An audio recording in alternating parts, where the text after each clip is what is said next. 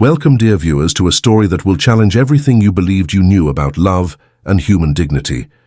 Imagine for a moment the splendor of the Austro-Hungarian Empire, where whispers in multiple languages echoed through marble corridors, and where a humble young woman guarded secrets that would change the destiny of royalty. A story where words become bridges between worlds, and where the heart understands no noble titles. Before we dive into this extraordinary narrative, I'd like to know from what beautiful corner of the world are you joining us today? Leave it in the comments. And don't forget to subscribe to the channel and leave your like if you enjoy these stories that touch the soul and awaken hope. Year March 1852, location Vienna Schönbrunn Palace, Austro-Hungarian Empire.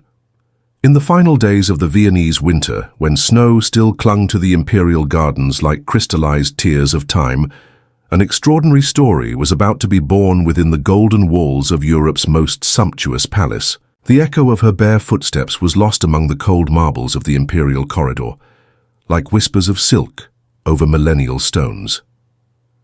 Katharina Müller, 20, 2 years old with hands cracked from work, dragged her bucket of soapy water while dawn tinted the windows of Schönbrunn Palace with pale gold. Her hazel eyes, deep as ancient wells, guarded secrets that not even the most illustrious diplomats of Europe could imagine. The young cleaning woman stopped before the mahogany door that separated the official salons from the service corridors. Through the varnished wood, voices came muffled, wrapped in languages that danced in the air like perfumes from different lands. The French of the Parisian ambassador intertwined with the Russian of the Tsar's representative, while the melodious Italian of the papal envoy competed with the guttural Turkish of the Ottoman emissary. Katharina closed her eyes and let the words envelop her like a familiar symphony. In her mind, each phrase translated automatically, each diplomatic nuance revealed itself with crystalline clarity. She had learned these languages in secret, feeding her soul hungry for knowledge, with discarded manuals and forgotten books in dusty corners of the palace. The metallic sound of heels on marble brought her abruptly back to reality. Baroness Adelheid von Seckendorf advanced through the corridor like a storm of black silk and pearls, her sharp face framed by perfectly arranged blonde curls. Her ice-blue eyes settled on Katharina with the contempt reserved for inferior creatures. "Hurry up, girl," she hissed with a cutting voice. "The ambassadors cannot wait for your foolishness." Katharina bowed her head in silent reverence, but her fingers trembled slightly as she grasped the cleaning cloth. There was something in the Baroness's gaze that unsettled her, a calculated cruelty that foreboded storm. The hall of mirrors stretched before her like a cathedral of light and infinite reflections. The ambassadors, dressed in their finest diplomatic finery, conversed in small circles, while their words created a babel of intrigues and alliances. Katharina began to wax the floor with precise movements, invisible among so many important figures, when fate decided to show its capricious hand. A puddle of liquid wax, barely visible on the polished marble, extended treacherously near the French doors. Katharina had noticed it a second too late. Baroness Adelheid, absorbed in a conversation with the French ambassador, stepped on the slippery surface, with all the grace of a swan plunging onto ice. The Baroness's muffled scream cut through the air like breaking crystal. Her fall was spectacular and humiliating, the silk skirt spreading in waves, while the ambassadors hurried to assist her. The silence that followed was more deafening than any storm. "You," Adelheid's voice rose until it became a roar. "Damned careless creature!" Katharina felt the world crumbling around her like sandcastles. All eyes in the salon fixed on her, some curious, others disdainful, most simply indifferent. The Baroness rose with help from the Russian ambassador, her face red with fury and humiliation. "Kneel!" Adelheid bellowed. "Kneel and beg forgiveness for your unforgivable foolishness." The cars. Cold marble drove into Katharina's knees like ice daggers. Tears threatened to spring forth, but she contained them with the iron strength she had forged in years of silence and submission. Her lips moved in a barely audible apology, while her soul took refuge in the words of comfort she had read in forbidden books. The ambassadors gradually resumed their conversations, the incident already forgotten like a discordant note in a symphony. But Katharina remained motionless, involuntarily listening to the diplomatic discussions developing around her. "The situation in the Balkans requires delicacy," murmured the French ambassador in his native language. "A premature intervention could destabilize the entire region." "Le Tsar n'acceptera jamais une telle proposition," replied the Russian, switching to French with fluency. "The Empire's interests in the Black Sea are non-negotiable." Katharina, without realizing it, murmured the translation into German. "The Tsar will never accept such a proposal. The Empire's interests in the Black Sea are non-negotiable." A sudden silence seized the nearby group. Eyes turned to her with a mixture of surprise and suspicion. But there was someone else who had heard someone whose presence she hadn't noticed until that moment. Archduke Friedrich von Habsburg-Lorraine stood at the threshold of the salon, observing the scene with an intensity that made the very air seem to vibrate. His dark eyes, the color of damp earth after rain, settled on Katharina with an indescribable expression. "Interesting," he murmured to himself, and in that single word Katharina felt that her destiny had just changed forever. What secrets would a simple cleaning woman guard who could translate with such precision? And more importantly, what would a prince do upon discovering that in the humblest corners of his palace was hidden a mind brilliant as an unpolished jewel? Zauberfeuer Chapter 2, The Awakening. The following dawn broke wrapped in a silver mist that transformed the gardens of Schönbrunn into a dreamscape. Katharina awoke in her small attic room, with her heart still racing from confused dreams, where voices in foreign languages called to her from infinite corridors. The summons arrived before breakfast, brought by a lackey whose expression revealed the same perplexity she felt. The paper sealed with the imperial shield trembled between her fingers like an autumn leaf. Katharina Müller must present herself immediately in Archduke Friedrich's private office, by order of His Imperial Highness. The office rose in the palace's east tower, a sanctuary of leather-bound books and maps unfolded over walnut tables. Morning light filtered through leaded glass windows, projecting tenuous rainbows over the Persian tapestries that covered the floor. Friedrich stood by the window, contemplating the gardens where gardeners had already begun their daily work. His silhouette was outlined against the exterior clarity, like a figure of shadows and light his broad shoulders, evidencing the military discipline that had marked his youth. "Approach," he murmured without turning, his grave voice resonating in the office silence. Katharina advanced with uncertain steps, her hands clasped before her apron. The aroma of ancient parchment and fresh ink permeated the air, mixing with the subtle perfume of flowers adorning a bohemian crystal vase. "Yesterday I heard something extraordinary," Friedrich continued, finally turning to face her. His eyes studied her with the intensity of a naturalist examining an unknown species. A perfect translation from French to German, pronounced by someone who supposedly shouldn't understand a single word. Silence stretched between them like an invisible bridge.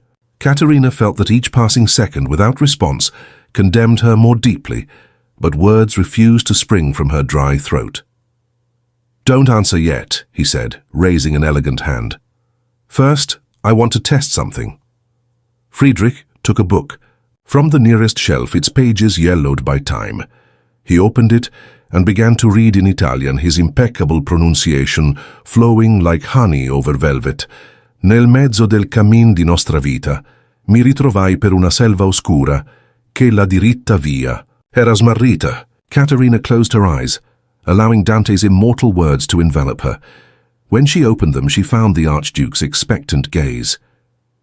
"In the middle of the journey of our life," she translated in a barely audible voice, "I found myself in a dark forest because the straight path had been lost." Friedrich closed the book with a slow, deliberate gesture. A smile formed on his lips that completely transformed his austere face, revealing a warmth Katharina had never seen in nobility. "How many languages do you master?" "5, Your Highness." She whispered, the confession escaping like a long-guarded secret. "French, Russian, Turkish, Italian, and German." "How did you learn them?" Katharina's cheeks flushed crimson. The books that nobles discarded. The forgotten manuals in libraries. I read at night by candlelight." Friedrich approached his desk and took a goose quill. Black ink flowed over paper as he wrote with elegant calligraphy. The sound of metal on parchment was the only noise in the room, creating an intimate symphony of possibilities. "From today," he announced, raising his gaze from the document, "you will be appointed Palace Linguistic Communication Manager. Your new office will be in the diplomatic wing. You'll have appropriate uniforms and a salary that reflects your unique talents." Katerina felt the floor vanish beneath her feet. "But Your Highness, I'm just a—" "You are an extraordinary woman who is wasting her gifts scrubbing floors," Friedrich interrupted, his voice acquiring a tone of authority that admitted no reply. "Talent knows no cradle nor titles." He extended the document to her, and when Katerina took it, their fingers brushed briefly. The contact was electric, sending waves of warmth through her entire arm. Friedrich seemed to feel the same, because he stepped back quickly, clearing his throat. "The court will not receive this decision well," he warned, turning again to the window. "There will be resistance, criticism, even open hostility." "I understand, Your Highness." "Are you prepared to face it?" Katerina raised her chin with a determination that surprised her. "If Your Highness trusts in me, I will not disappoint you." Friedrich turned one last time, and in his eyes was something that made Katerina's heart race dangerously. "Then welcome to your new life, Katerina Müller."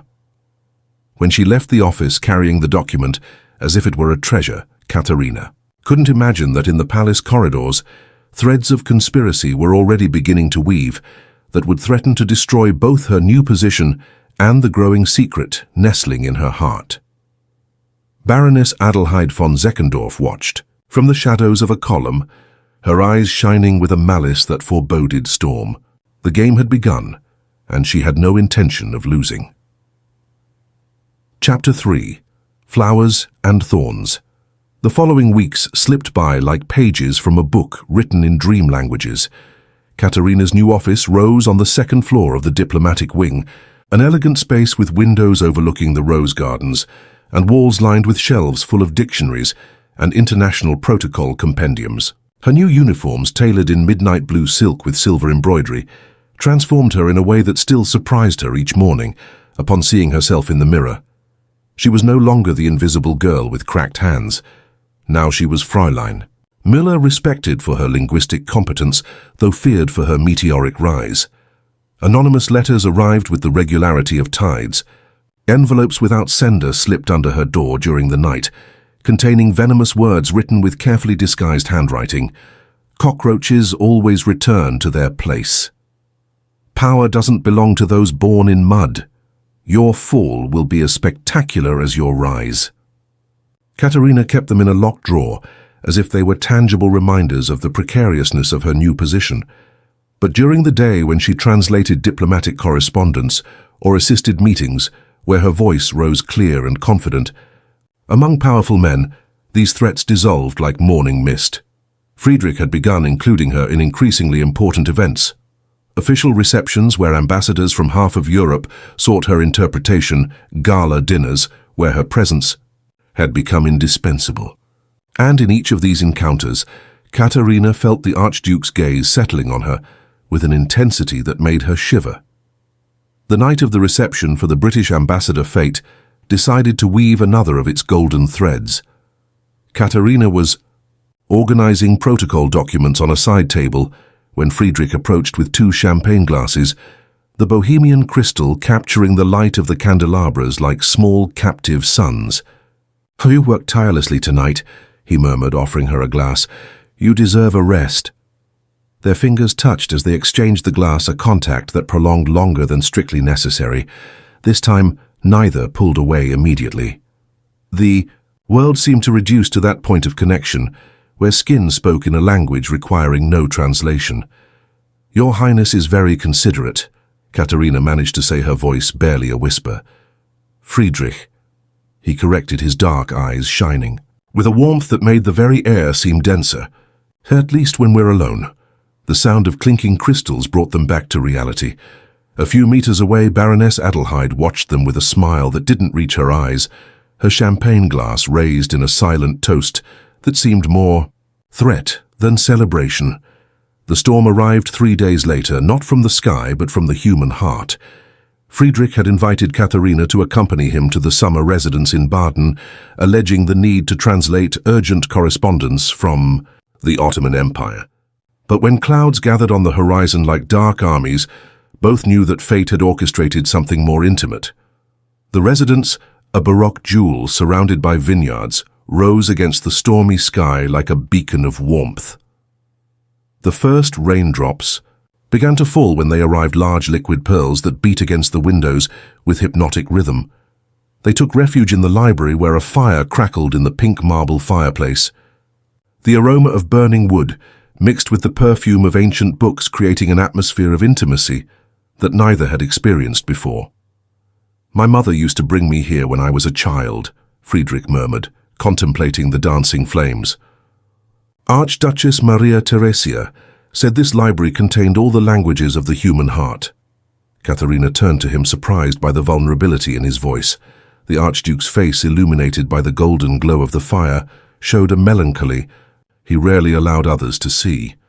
"She died when I was 15. He continued, his words floating in the air like leaves carried by wind. "I could never tell her how much those conversations meant to me." The rain intensified, beating against the windows like impatient fingers. A distant thunder made Katharina shiver involuntarily, and Friedrich, without thinking, removed his blue velvet jacket and wrapped it around her. The weight of velvet on her shoulders was like a warm embrace impregnated with Friedrich's personal aroma, a mixture of sandalwood, fine leather, and something indefinably masculine that made her heart race. The gesture was so natural, so protective, that for a moment she allowed herself to forget the class differences that separated them. "Thank you," she whispered, adjusting the jacket around her. Friedrich observed her with an intensity that made the air between them vibrate with unspoken possibilities. "Katharina," he began, but the words were lost in the roar of another thunder. When she returned to her room that night, she found something small and bright caught on the jacket's lapel, a gold brooch in the shape of a rose with a tiny ruby at its center. She detached it with trembling fingers and kept it in her personal chest alongside the books that had been her first teachers. She didn't know that Friedrich had noticed its loss, nor that at that very moment he stood in his own bedroom touching the empty place on his chest where his mother's brooch used to rest, wondering if fate was writing a love story in a language he was barely beginning to understand. The storm passed before dawn, but something fundamental had changed between them. An invisible thread had been woven, uniting two hearts that beat in different languages, but with the same rhythm of hope and fear. Could love flourish in the forbidden gardens of social difference, or would the storms approaching from the halls of power destroy this fragile connection before it could take root? Chapter 4. The hunter of secrets, Count Istvan Nardasti, arrived in Vienna with the pomp of a conqueror and the smile of a serpent that had learned to walk upright. His amber eyes scanned every corner of the palace with the precision of an appraiser evaluating weaknesses and opportunities, with the mastery of one who had converted manipulation into a refined art. His first appearance in the ambassador's hall caused the stir he had meticulously calculated. Dressed in a Hungarian uniform embroidered in gold and adorned with decorations of dubious authenticity, he moved among the diplomats like an actor who knew every line of the play before it began. "Esteemed colleagues," he announced with a melodious voice that concealed tempered steel, "I come representing Hungarian interests in the Danube negotiations. I hope we can understand each other mutually." His eyes settled on Katharina, who was discreetly translating a conversation between the Turkish ambassador and his Russian counterpart. He studied her like a naturalist would examine an exotic species, noting every detail, the newly acquired elegance of her posture, the confidence with which she handled diplomatic documents, and above all the way Archduke Friedrich watched her when he believed no one else noticed. "Interesting," he murmured to himself, a predatory smile curving his lips. "Very interesting." That same night, while Katharina reviewed correspondence in her office, she heard the soft whisper of paper sliding under her door. It wasn't one of the usual anonymous letters. This envelope bore the seal of Hungarian nobility, stamped in blood-red wax. "Dear Fräulein Müller," said the elegant handwriting, "it would be prudent for us to review certain documents from your Past that have come to my knowledge. Immigration files can be fascinating, especially when they reveal ancestries that certain circles might consider problematic. I'll await you tomorrow at noon in the Oriental Library. For your own good, don't fail to come. With my most distinguished regards, Count Istvan Nadasti. Katerina's hands trembled as she read. Immigration files. Her maternal grandmother, who had arrived from the Slavic lands of the East with an identity. That time had faded. Details she had hoped would remain buried in the dusty records of the past. The Oriental Library rose in the palace's oldest wing, a labyrinth of shelves that guarded manuscripts in forgotten languages and maps of vanished empires. The air was impregnated with the aroma of ancient parchment and Oriental spices that some merchant had left centuries ago. Nadasti waited for her by a window overlooking the honor courtyard, his fingers drumming on a brown leather folder, with the patience of a predator who had set the perfect trap. Punctual, he observed without turning. An admirable quality in someone of your position. Katharina approached with measured steps, every fiber of her being alert to the danger that emanated from this man like a toxic perfume. What do you want from me, Count? Nadasti opened the folder with theatrical gestures, revealing yellowed documents and blurred photographs. Your grandmother, Milika Petrovich, arrived in Austria in 1798 from Serbian lands. Interesting surname, don't you think? Very Slavic for certain Viennese tastes. The air thickened like poisoned honey. Katerina felt the library walls closing around her like pages of a cursed book. That's not illegal, she managed to say, her voice firmer than she felt. Of course not, Nadasti smiled, closing the folder with a dry snap. But in times when ethnic tensions boil like water in a cauldron, purity of lineage has become relevant, especially for those who aspire to positions close to imperial power. Katharina immediately understood the implicit threat. The nationalist movements shaking the empire, growing suspicions against anything that smelled of Slavic influence in German circles, the paranoia that converted diversity into treason. What do you want? She repeated this time, with a thread of steel in her voice. Your cooperation. Nadasti murmured, approaching close enough for her to smell his expensive cologne, mixed with something more sinister. Her occasional access to certain diplomatic documents. Nothing that would compromise the empire's security, of course. Just information that might benefit Hungarian interests. You're a traitor. I'm a pragmatist. He corrected, his smile becoming colder. And you, my dear, are a survivor. Or at least I hope you're intelligent enough to be one. When Katerina left the library, feeling that each step took her away from an abyss, she couldn't imagine that, in another part of the palace, Baroness Adelheid von Seckendorf was meeting with her own allies, weaving an even more dangerous web.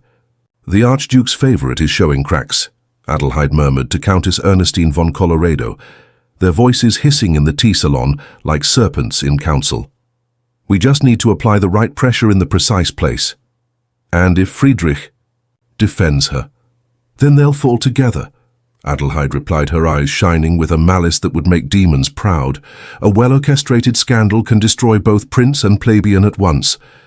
The chess pieces were positioning themselves on the board, and Katerina found herself at the center, not yet knowing she was both queen and the most vulnerable pawn in a game where rules changed with every move. The approaching storm came not from the sky but from human hearts corrupted by envy and ambition, and when it finally exploded, not even the purest love could escape unscathed from its devastating fury. Chapter 5. The Ball and the Fall. The St. Patrick's Ball rose as the most anticipated social event of the Viennese season. The palace's grand ballroom had been transformed into a dream garden, with garlands of white roses intertwined between marble columns and 1,000 candles that projected dancing shadows over the ceiling frescoes. Katerina prepared that night, with a care that bordered on religious ceremony. Her dress, an anonymous gift that had appeared in her room with a note that simply said, "So you may shine as you deserve," was a masterpiece of champagne silk with pearl embroidery that captured light like captive stars. Upon wearing it, she felt transformed into a fairy tale creature, though deep in her heart beat the fear that at midnight everything would vanish. The gold brooch she had found in Friedrich's jacket rested on her chest, like a secret talisman hidden beneath the dress's neckline folds, but radiating a warmth that comforted her. Friedrich waited for her at the foot of the imperial staircase, dressed in his gala uniform, navy blue with gold embroidery that enhanced the breadth of his shoulders and the elegance of his bearing. When he saw her descend, his eyes lit with an admiration so pure that Katharina felt she could fly. "You look radiant," he murmured, offering her his arm with a gallantry that made several court ladies sigh enviously. The orchestra struck up a Strauss waltz, and the ballroom filled with couples who glided across the parquet like clouds over a dream sky. When Friedrich led her to the center of the floor, the outer world vanished until only the two of them existed, moving in perfect harmony to the rhythm of music that seemed to spring directly from their hearts. "I've watched you work with the ambassadors," Friedrich murmured, as they turned his warm breath brushing Katharina's cheek. "Your intelligence dazzles them as much as your grace." "I only do my job, Your Friedrich," she corrected, losing herself in the depth of his dark eyes. "You do much more than that," he replied, drawing her imperceptibly closer as the music enveloped them. "You've changed how this palace functions. You've changed how I see the world." Their faces were now so close that Katharina could count the dark lashes that framed his eyes, could feel the warmth emanating from his skin like unspoken promises. The moment stretched like golden honey suspended in time, while the rest of the world continued spinning around them. And then, like crystal shattering against marble, reality struck them with devastating fury. "What an intimate scene!" Baroness Adelheide's voice cut through the air like a razor wrapped in silk. She stood at the edge of the dance floor, surrounded by a circle of aristocratic ladies whose faces showed expressions ranging from scandal to malicious satisfaction. Friedrich and Katharina separated instinctively, but it was already too late. Whispers began spreading through the ballroom like waves on a lake, each word laden with venom and speculation. "Did you see how he looked at her? A cleaning woman pretending to be our equal. The Archduke has completely lost his mind. It's a scandal that a plebeian should behave with such shamelessness." Adelheid approached with the lethal grace of a panther, her black velvet dress undulating like raven wings. Her smile was a masterpiece of false concern.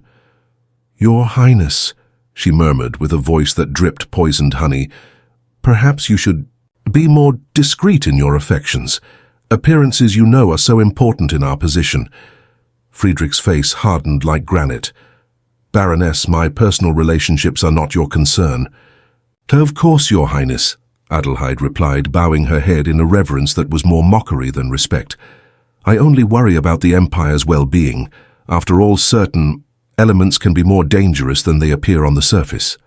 Katharina felt the weight of hundreds of gazes piercing her like daggers.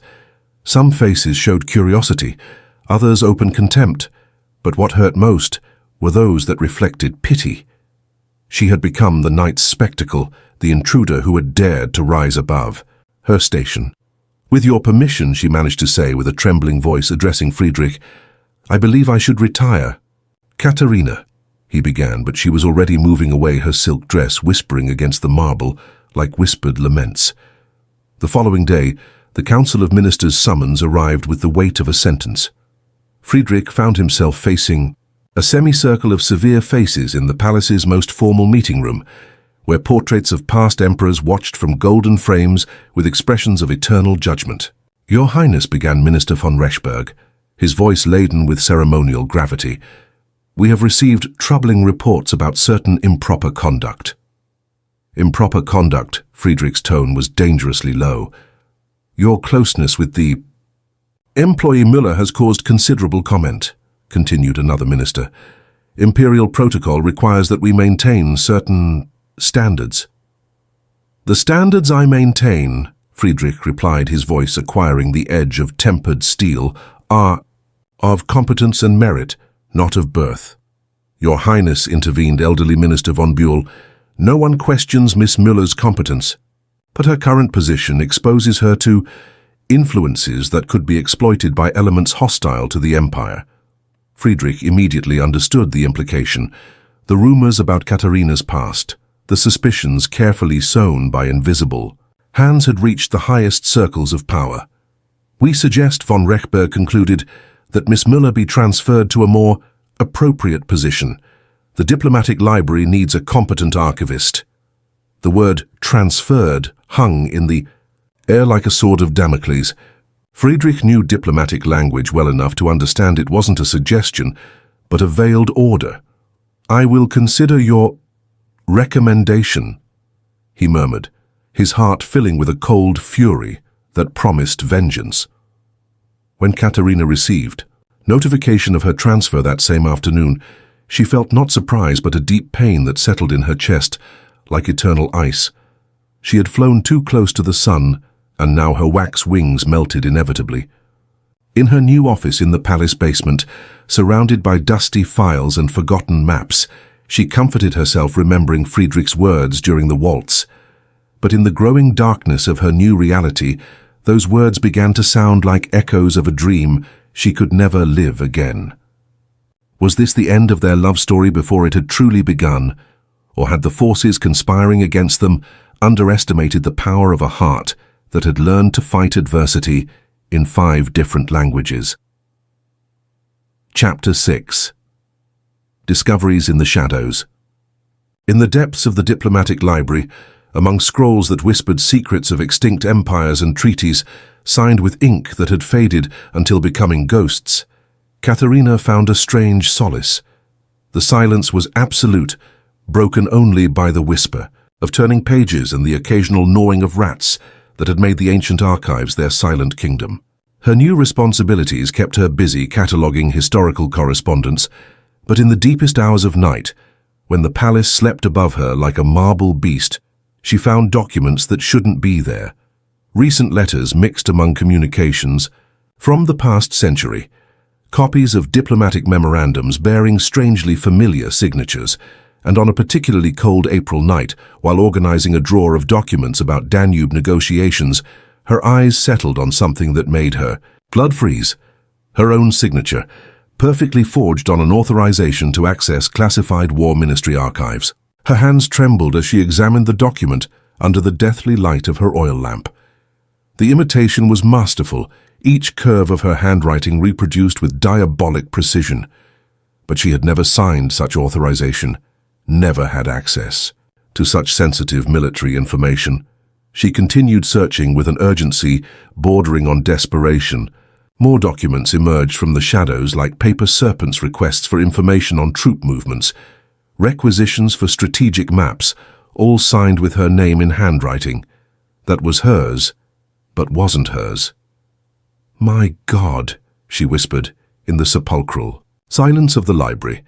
"Someone is using my identity for espionage." The sound of footsteps in the upper corridor alerted her. She hastened to hide the compromising documents in her blouse, extinguished the lamp, and waited in total darkness, her heart beating like war drums in her ears. The footsteps faded away, but the revelation remained embedded in her mind like a poisoned dagger.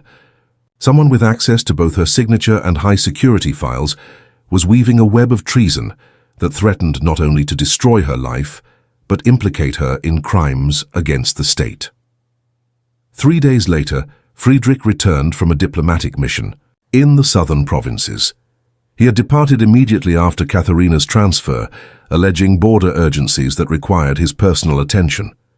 But those who knew the Archduke knew his absence had been strategic, distancing himself from the palace, while intrigues developed, avoiding pressures that could have resulted in hasty decisions. His return coincided with rumors spreading through Vienna like fire in dry grass. There was talk of missing documents, leaks of sensitive information, of a secret investigation pointing to the diplomatic library. Friedrich arrived at the palace at dawn, his carriage splattered with mud from provincial roads, his face weathered by wind and marked by a determination that wasn't there when he departed. In his saddlebags he carried something more valuable than the commercial treaties he had gone to negotiate proof. During his absence, he had used contacts in the provinces to investigate the activities of certain individuals in the capital. Merchants, who spoke of privileged information about military movements. Bankers who mentioned investments based on advanced knowledge of government decisions. And at the center of this network of filtered information, the same name always appeared as intermediary, Count Istvan Nadasti. The confrontation took place in the Hall of Mirrors, the same place where Katharina had fallen, humiliated months ago. But this time the roles were reversed. Friedrich entered, followed by two imperial guards, his presence filling the space like a contained storm. Nadasti was conversing with a group of minor diplomats when he turned, his characteristic smile fading upon seeing the Archduke's expression. "Your Highness," he murmured, bowing in a reverence that no longer had its former confidence. "What a pleasant surprise your return." "Count Nadasti," Friedrich replied, his voice cutting through the air like crystal. "We need to talk, alone." The diplomats dispersed like leaves before the storm, leaving the two men facing each other in the salon's center. The mirrors multiplied their image infinitely, creating a kaleidoscope of tension and confrontation. Friedrich extracted a sealed envelope from his coat. "Very interesting documents came to my knowledge during my trip. Communications showing a revealing pattern." Nadasti maintained his composure, but a muscle in his jaw tensed imperceptibly. "I don't understand, Your Highness." "Of course you don't," Friedrich murmured, opening the envelope and unfolding several documents. These letters intercepted at the Hungarian border detail information that could only have been obtained from inside the palace. Nadasti's eyes settled on the papers, and Friedrich saw the exact moment he understood he had been discovered. Color drained from his face like water from a cracked vessel. "But most interesting," Friedrich continued, his voice acquiring a lethal tone, "is the handwriting, expertly forged to imitate that of a certain diplomatic library employee." The silence that followed was so dense it could have been cut with a knife. Nadasti opened his mouth to speak, but no words came out. "Emperor Franz Joseph has been informed," Friedrich concluded. "He is disappointed. The accusations against Miss Müller have been withdrawn. The accusations against you, however, are being prepared by the imperial prosecutor." Nadasti rose with the last vestiges of his aristocratic pride. "Your Highness cannot prove." "I can and I will," Friedrich interrupted. "You have 24 hours to leave Vienna. Consider it an imperial mercy. The alternative involves the Lion's Tower and a rope." When Nadasti left the salon staggering like a man who had received a mortal blow, Friedrich turned to the mirrors. In the infinite reflection, he saw not only his own face but that of a man who had learned that true power didn't reside in titles, but in the capacity to protect those he loved. Now only one confrontation remained, and this time it would be with an even more venomous serpent that hid in the folds of silk and pearls of Viennese high society. Baroness Adelheid von Seckendorf was about to discover that she had fatally underestimated both the prince and the plebeian she had tried to destroy. Chapter 7. The Trial of Truth. The dawn of judgment rose over Vienna like a promise of justice wrapped in golden mist. The imperial throne room, with its green marble columns and ceiling adorned with frescoes of glorious victories, had been transformed into an improvised tribunal where honor and truth would face each other in mortal combat. Katharina waited in a small adjacent vestibule, dressed in her finest midnight blue suit, the same she had worn in her first days as official translator. Her hands clasped on her lap trembled slightly, but her eyes maintained the serenity of one who had learned to find strength in pages written in languages of hope. Emperor Franz Joseph presided from the golden throne, his youth contrasting with the ancient gravity of imperial ceremony. To his right stood Friedrich, erect as a column of determination, while to the left the Council of Ministers observed with expressions oscillating between curiosity and skepticism. "Let the accused be presented," declared the Emperor, his voice resonating in the vast space. Baroness Adelheid von Seckendorf advanced through the central corridor with the elegance of an actress who knew every mark on the stage. Her pearl-grey silk dress whispered against the marble like promises of vengeance, and her blonde hair was arranged in a crown of curls that gave her the aspect of a fallen Valkyrie. "For your Imperial Majesty," she murmured, executing a perfect reverence, "I come to answer accusations that I'm certain will be based on misunderstandings." Friedrich stepped forward, carrying a leather folder containing evidence collected during weeks of silent investigation. Majesty, the accusations against Baroness von Seckendorf are precise and supported by documentary evidence. He opened the folder and extracted a series of letters. Intercepted correspondence, demonstrating a deliberate conspiracy to defame and destroy Katharina Müller's reputation. Communications with Count Nadasdy, coordinating espionage activities, and testimonies from palace servants confirming secret meetings and irregular payments. Adelheide's face remained imperturbable, but a careful observer would have noticed how her fingers tensed imperceptibly over her ivory fan. "Your Highness," she replied with honeyed voice, "I fear you're being victim of a skillful manipulation. The person in question has proven to be extraordinarily astute in her social ascension." Extraordinarily astute. The Emperor's voice cut through the air like a sword. "Explain yourself, Baroness." Adelheid rose, interpreting her final role. "With the mastery of years of practice. Your Majesty, a deeper investigation would reveal problematic family connections, Slavic ancestry that could explain certain divided loyalties." The silence that followed was so profound that one could have heard a feather fall. Friedrich felt fury rising in his chest like molten lava, but maintained his composure with the iron discipline he had forged in years of imperial training. "Baroness," he murmured, his voice dangerously soft, "are you suggesting that ancestry determines loyalty?" "I simply point out realities that your Highness seems inclined to ignore." It was then that Friedrich played his definitive card. "In that case, Baroness, I find myself obliged to present this document." He extracted a scroll sealed with imperial wax. "A genealogical investigation ordered by His Majesty and conducted by the Empire's most competent archivists." The Emperor leaned forward, intrigued. "Continue, Archduke." "This document reveals that Baroness von Seckendorf herself has partially Italian ancestry through the maternal line. Her great-grandmother, according to parish records from Venice, was daughter of merchants who emigrated during the Napoleonic campaigns." Color drained from Adelheide's face like water from a broken vessel. Her fan closed with a snap that resonated like breaking bone. "According to the Baroness's own criteria," Friedrich continued implacably, "this would make her equally problematic as the person she accuses."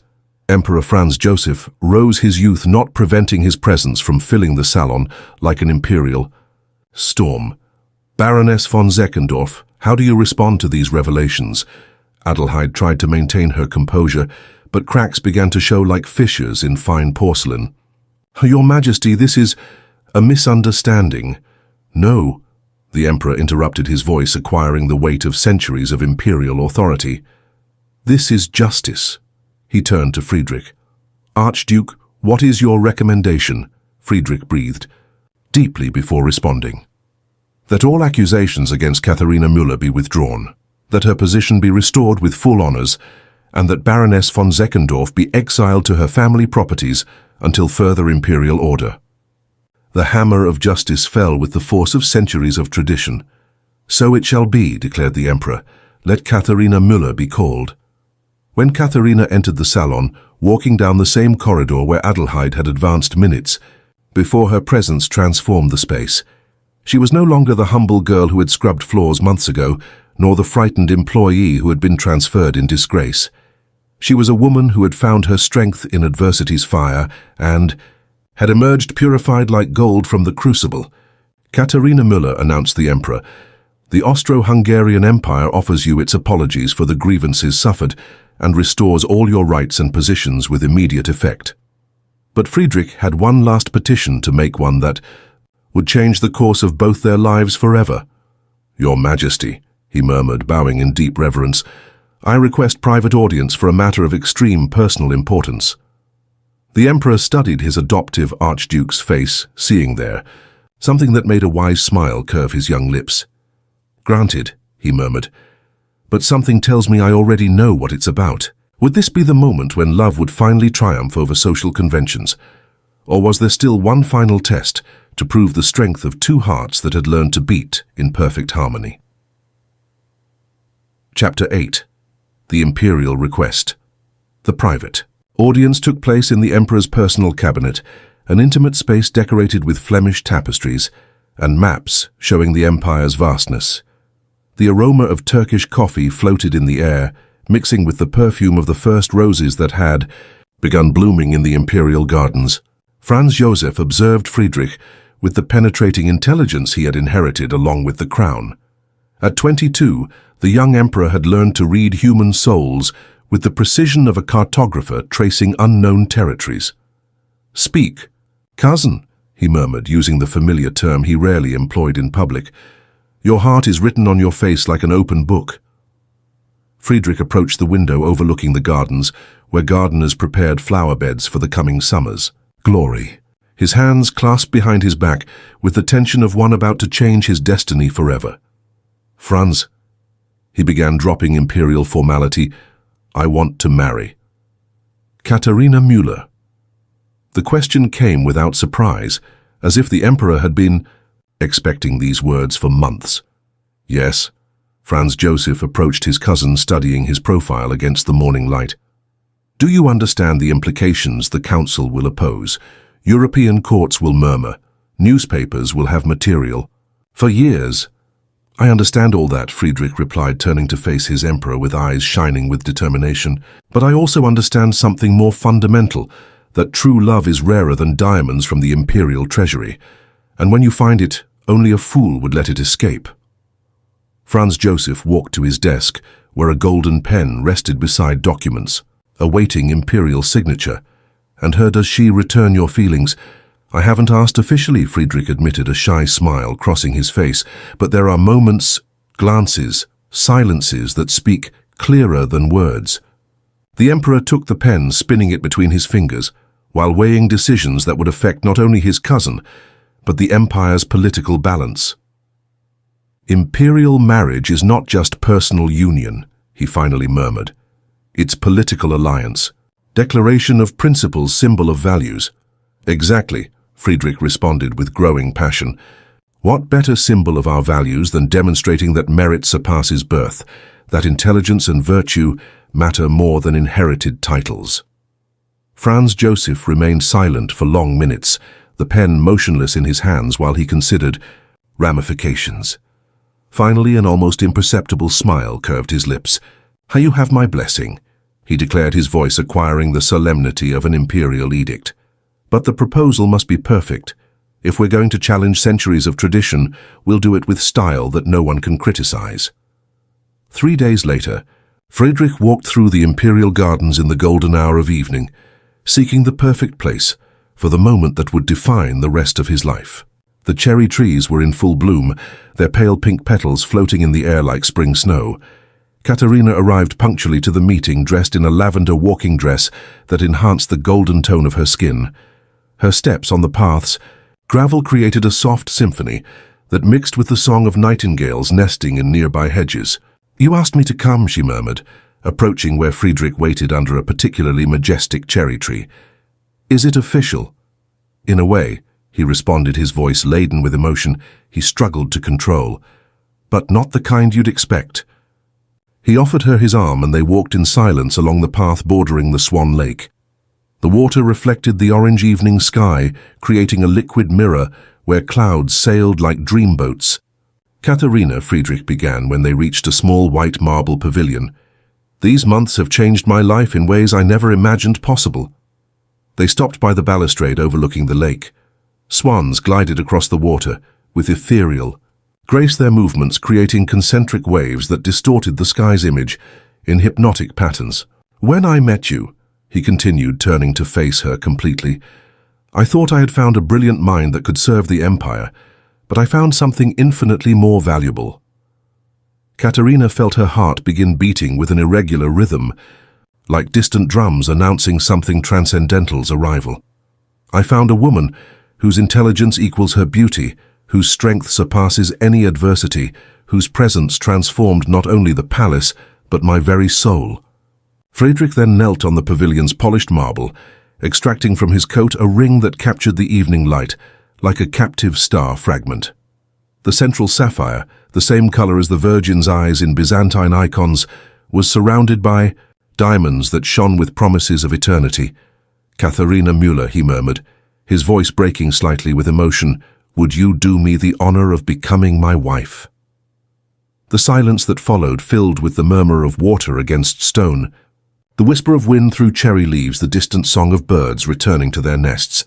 Katerina contemplated the face raised to her reading in those dark eyes, a sincerity that completely disarmed her. "Friedrich," she whispered, her voice barely audible, I'm not noble. I have no dowry. I can't offer you political alliances." "You can offer me something worth more than all the empire's treasures," he replied, still kneeling like a knight before his lady.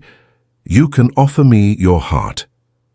Tears of joy began sliding down Katharina's cheeks like liquid pearls. "Then yes," she murmured, extending her trembling hand. "Yes, I accept."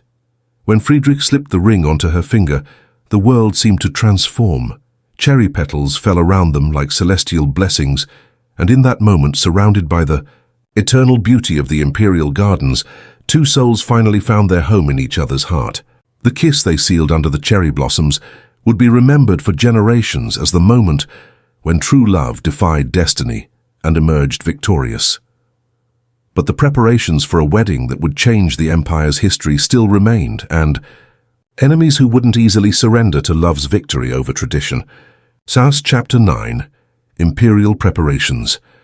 The preparations for the imperial wedding became a delicate dance between tradition and innovation, where each decision carried the weight of precedents that would extend for generations. The imperial court. Divided into subtle factions, those who supported the union out of respect for Friedrich, others who tolerated it out of loyalty to the emperor, and a vocal minority who whispered objections in private salons. Katerina found herself immersed in a world of protocol, as complex as the languages she mastered. Countess von Bombell, the court's chief lady of honor, had been designated to instruct her in imperial matrimonial rituals, a task she approached with the seriousness of a general preparing a military campaign. Imperial wedding protocol, the Countess explained during one of their lessons in the Blue Salon, is not merely ceremonial. It's a political declaration, an affirmation of dynastic continuity, a symbol of the values the empire embraces. The lessons extended from dawn to dusk. Katerina learned the difference between a greeting bow and a farewell bow, the correct way to walk down the imperial chapel corridor, the meaning of each element in the crown jewels she would wear. "Your hands," the Countess observed during a particularly intense practice, "must remain relaxed but elegant, fingers slightly curved as if holding invisible flowers." In the evenings when she was finally alone in her room, Katerina would sit by the window overlooking the gardens and contemplate the engagement ring that shone on her finger like a personal star. Sometimes the magnitude of what was about to happen overwhelmed her like an oceanic wave. Friedrich, for his part, navigated equally treacherous political waters. The Council of Ministers had officially accepted the imperial decision, but their private meetings were charged with unspoken tensions. "Your Highness understands," murmured Minister von Rechberg during a particularly tense session, "that this union will be observed by all European courts.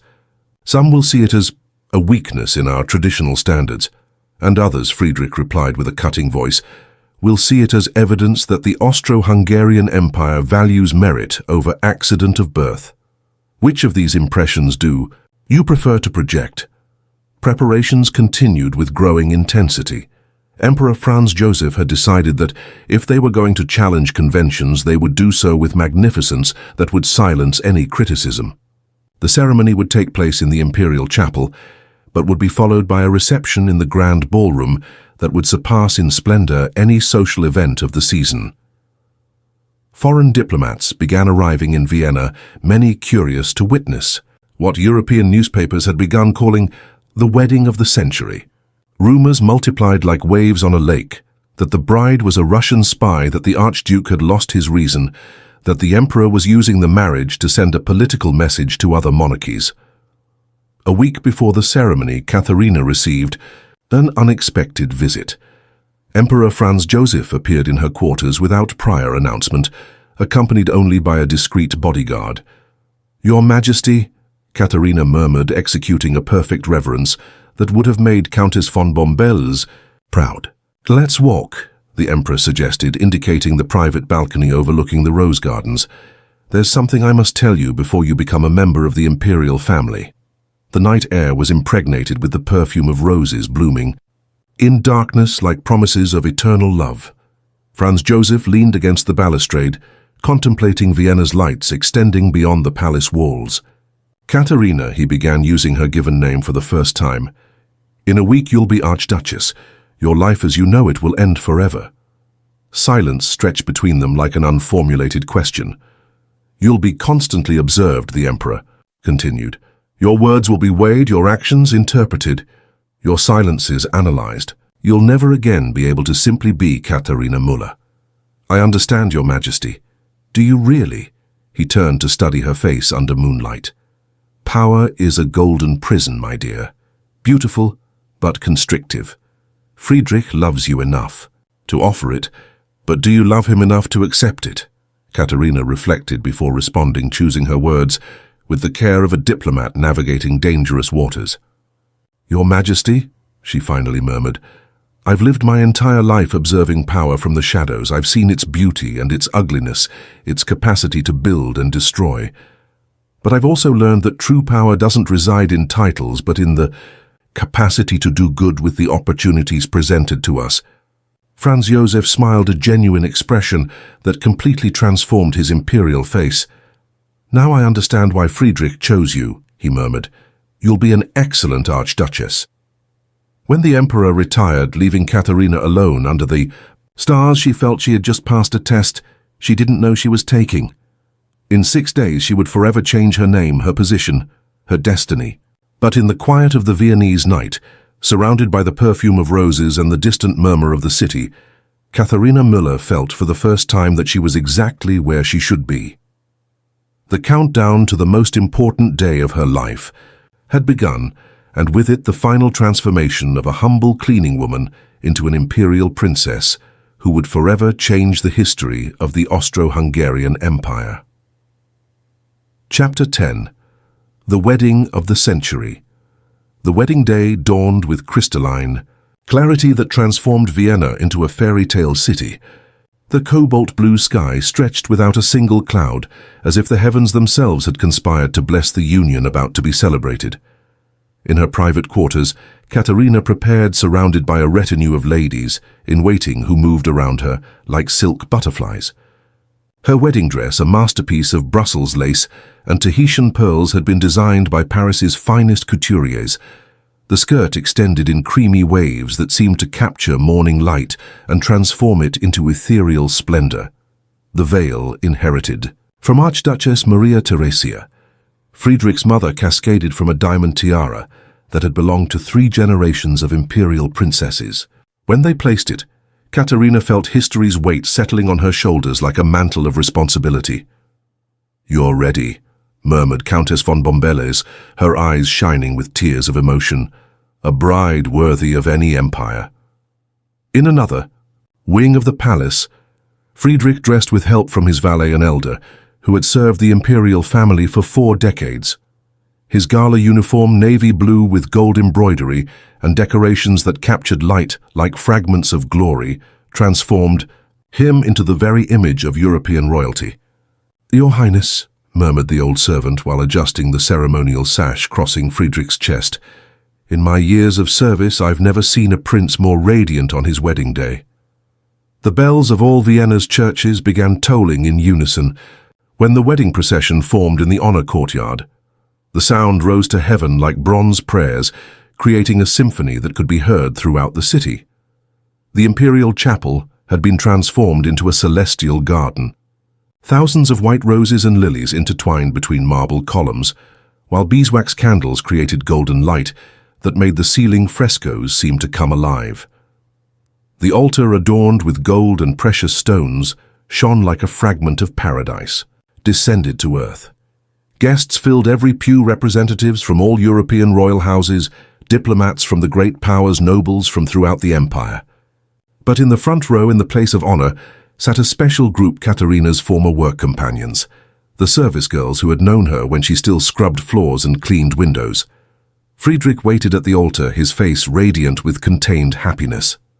When the chapel's great doors opened and the choir began intoning the Ave Maria, he felt his heart stop for a moment before resuming a rhythm that seemed synchronized with the celestial music.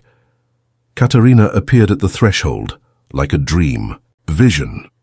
Her father had died years ago, so Emperor Franz Joseph had chosen to escort her personally down the aisle, an honor without precedent in imperial history.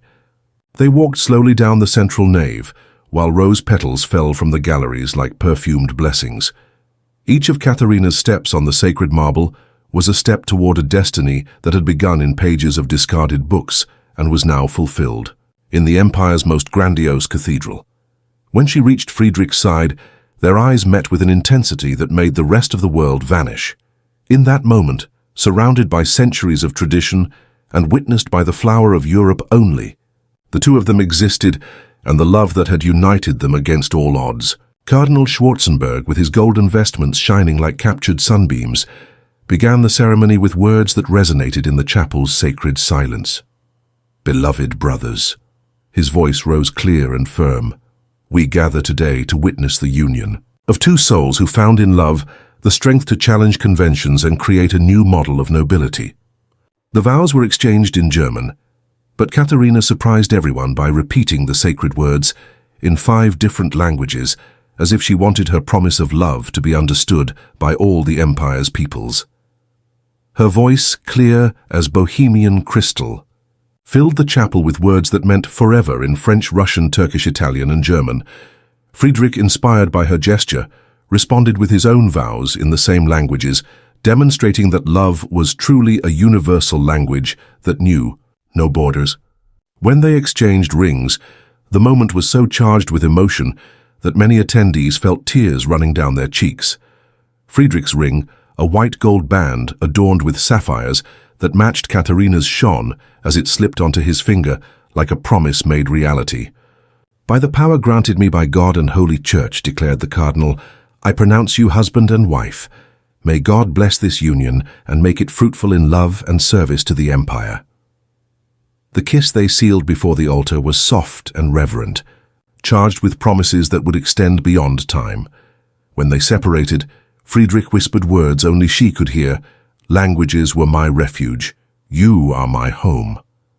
Bells exploded in glory when the newlyweds turned to the congregation as Archduke and Archduchess.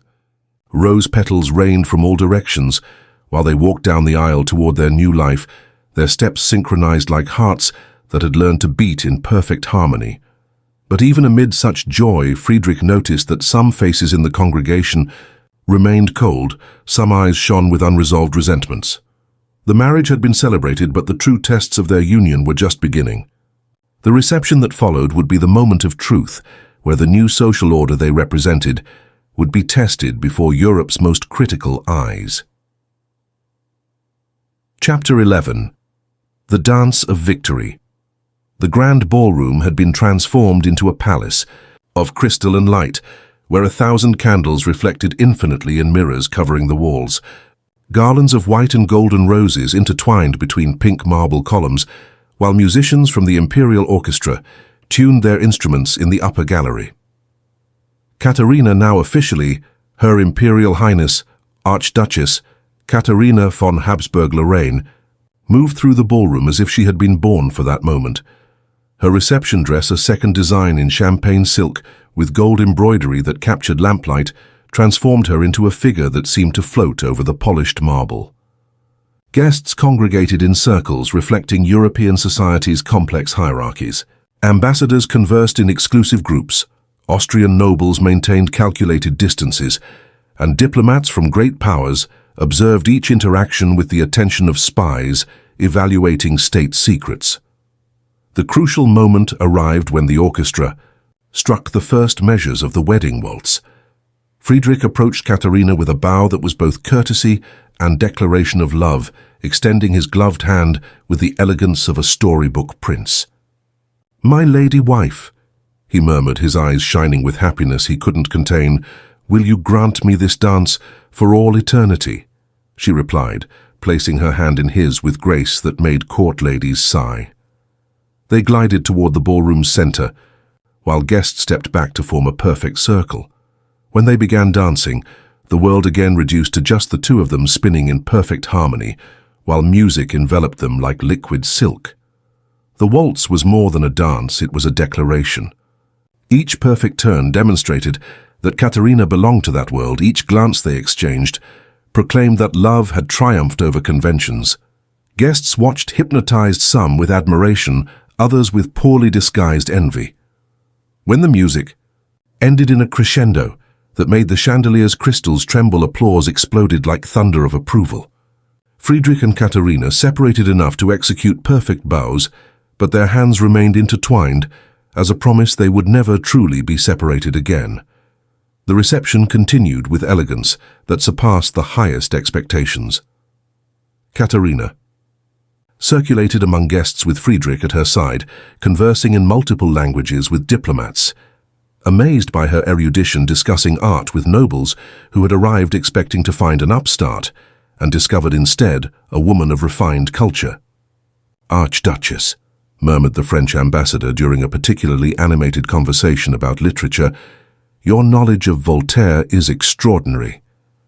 "Merci beaucoup, Excellence," Katerina responded with a smile, radiating genuine confidence. "French literature has been one of my passions since youth." In another corner of the ballroom, the Russian ambassador conversed in his native language with Katerina about the Tsar's reforms, while the Ottoman Empire's representative praised her understanding of Balkan politics. She was like a human kaleidoscope, reflecting different aspects of brilliance depending on the angle from which she was observed. But not all encounters were so harmonious. Countess von Colloredo, ally of the exiled Baroness Adelheid, approached with a smile, concealing poisoned daggers. "What a remarkable transformation," she murmured, her words dripping false sweetness. "You must feel like Cinderella at the royal ball." Katerina maintained her composure with the elegance of someone who had learned to handle hostility with grace. "Rather, I feel like someone who finally found her place in the world, Countess." "How optimistic," the Countess replied, but her smile failed when Friedrich suddenly appeared at his wife's side, his presence radiating protection and warning in equal measure. The night continued with speeches and toasts, celebrating not only the matrimonial union but the new chapter in the Empire's history. Emperor Franz Joseph rose for the final toast, his bohemian crystal glass capturing light like a liquid star. "Friends," he declared, his young voice laden with imperial authority, "today we witnessed something extraordinary. Not only the union of two exceptional people, but the demonstration that our empire grows stronger when it embraces talent regardless of origin." Toasts multiplied as the night advanced toward its culmination. When the last guests finally retired and candles began consuming themselves, Friedrich and Katerina found themselves alone on the balcony overlooking the imperial gardens. "We did it," Katerina whispered, leaning against the balustrade while contemplating Vienna's lights twinkling like promises in the distance. "No," Friedrich corrected, wrapping his arms around her from behind, "we've only just begun." They remained thus in silence while the city slept at their feet and stars traced maps of eternity above their heads. They had challenged society and won, but both knew their true test would be building a life together that honored both the love that had united them and the responsibilities they now shared. In the distance, the Cathedral of St. Stephen's clock struck midnight, announcing the beginning of a new day in an era where a polyglot cleaning woman had demonstrated that the human heart knows no boundaries of class, language, or tradition. Their love story had ended, but their legend was just beginning. Epilogue: The Eternal Legacy. The months following the imperial wedding brought changes that extended throughout the palace like waves on a serene lake.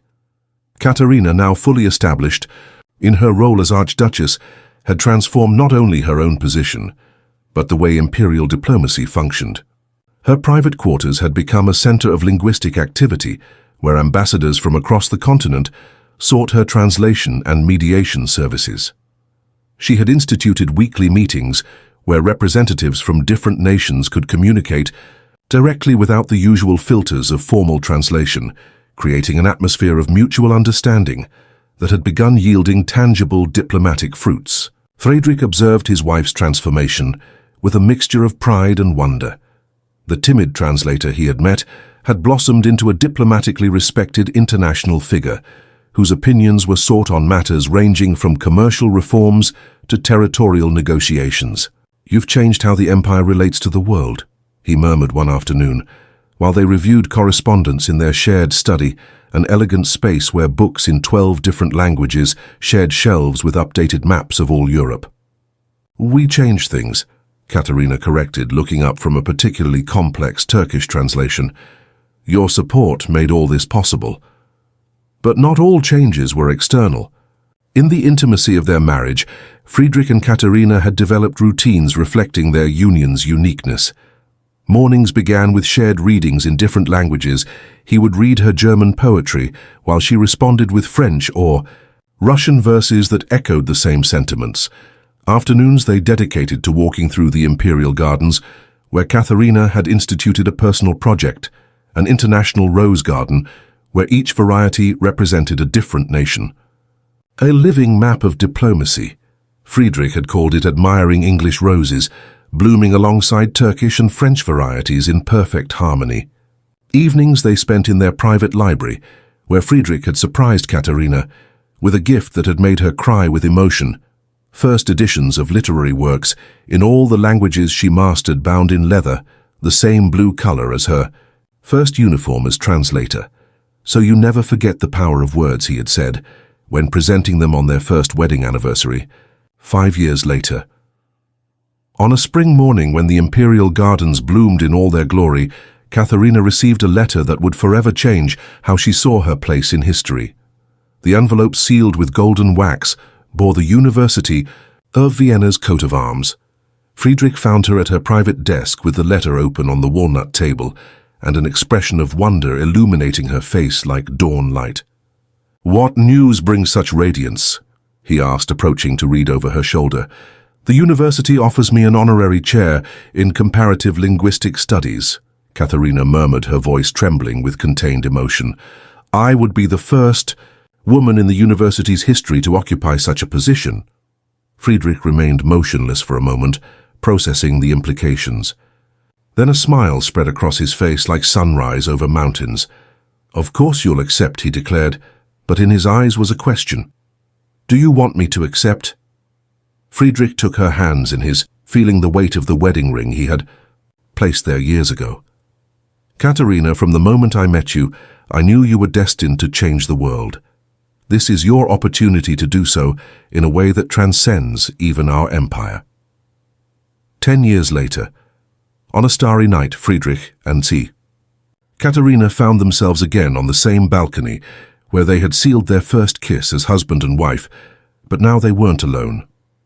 At their feet played 2 children, whose golden curls captured evening light like promises of future Prince Alexander, 8 years old, and Princess Sophia, 6. The little ones conversed among themselves in a fluid mixture of German and French, while building sandcastles in a special box Friedrich had installed on the balcony for their games. Their crystalline laughter rose to heaven like silver bells, filling the space with the sweetest music their parents could imagine. "Mama," Sophia called in perfect Italian, "can you teach us the Russian song you sang yesterday?" Katerina smiled, approaching her children with the grace she had perfected over years of navigating between 2 worlds. Her dresses had evolved from cleaning woman days to elegant court attire, but something in her eyes remained unchangeably the same, the spark of intelligence and compassion that had captured a prince's heart and transformed an empire. "Of course, treasure," she murmured, kneeling between her children. "But first tell me what you learned today in your lessons." Alexander, with his father's dark eyes but his mother's brilliant determination, rose with childish pride. "Professor, Mühlberg taught us about the Congress of Vienna negotiations," he declared with seriousness, that contrasted comically with his 8 years. "But I told him Mama could explain better because she talks to all the ambassadors. And I learned to write my name in Arabic," added Sophia, showing a slate where she had traced characters that curved like small works of art. "The Egyptian ambassador told me I have very good handwriting." Friedrich observing from the balcony, Threshold felt his heart swell with pride, contemplating this domestic scene that encapsulated everything they had built together. His children grew up in a world where cultural diversity was as natural as breathing, where speaking multiple languages was as normal as having multiple fingers. "You know what?" Katerina murmured, drawing her children closer as the sun set, painting the sky in tones of gold and crimson. "Let me tell you a story. A real story or made up?" asked Alexander with the precision of a budding lawyer. "A very real story," she replied, "about a young woman who once cleaned these same floors you walk every day." Both children's eyes opened with fascination. They had heard fragments of their mother's story, but never told with the intimacy of a family night. And so, under a starry sky that witnessed the miracle of a family born from love that defied all conventions, Katharina began telling the story that had become legend, how a cleaning woman who dreamed in 5 languages found a prince who loved her, in all of them, and how together they transformed not only their own lives, but the very idea of what it means to love without borders. "And did they live happily ever after?" asked Sophia when the story reached its conclusion. Katharina exchanged a glance with Friedrich, a silent communication containing decades of love overcome challenges and fulfilled dreams. "They are living happily ever after," she corrected gently, "because ever after isn't a destination you reach but a path you travel day by day, choosing love again and again." And somewhere in the city, a young cleaning woman opened a discarded book and began dreaming with words she didn't yet know would change her destiny, continuing an eternal cycle of hope, determination, and love that had become as natural as dawn itself. Love, they had discovered, was truly the most powerful language of all.